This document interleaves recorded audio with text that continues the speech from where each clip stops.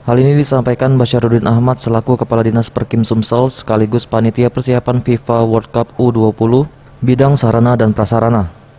Meskipun ditunda hingga tahun 2023 mendatang, namun pengerjaan renovasi akan tetap dilakukan hingga selesai sesuai jadwal yang sudah ditentukan, di mana Stadion Utama Gelora Sriwijaya Jakabaring akan selesai pada tanggal 31 Desember 2020 dan stadion pendukung lainnya akan selesai di bulan Mei tahun 2021. Namun hal yang menjadi fokus untuk dilakukan adalah perawatan dan pemeliharaan dari stadion, khususnya rumput dan fasilitas-fasilitas lainnya agar tetap sesuai hingga di tahun 2023 mendatang.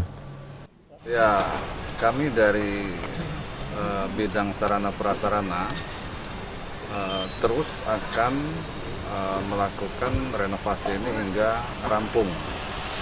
Nah, yang paling penting bagi kita adalah hingga 2023 itu harus tetap melakukan pemeliharaan, khususnya pemeliharaan rumput. Begitu juga fasilitas-fasilitas lainnya yang ada di stadion ini harus terus dilakukan pemeliharaan. Misalnya ada kerusakan, segera dilakukan perbaikan, sehingga kualitasnya tetap dapat kita jaga dan kita jamin sesuai standar yang sudah dipersyaratkan oleh FIFA. Sementara itu, berdasarkan siaran pers Menpora, nantinya akan diadakan rapat bersama dengan Menteri PMK dan PSSI terkait langkah-langkah yang akan dilakukan pasca penundaan FIFA World Cup Under-20. Selain itu, Basyar juga mengatakan meskipun adanya penundaan, pihaknya tetap bersemangat dalam menyelesaikan persiapan Palembang, Sumatera Selatan menjadi salah satu penyelenggara FIFA World Cup Under-20.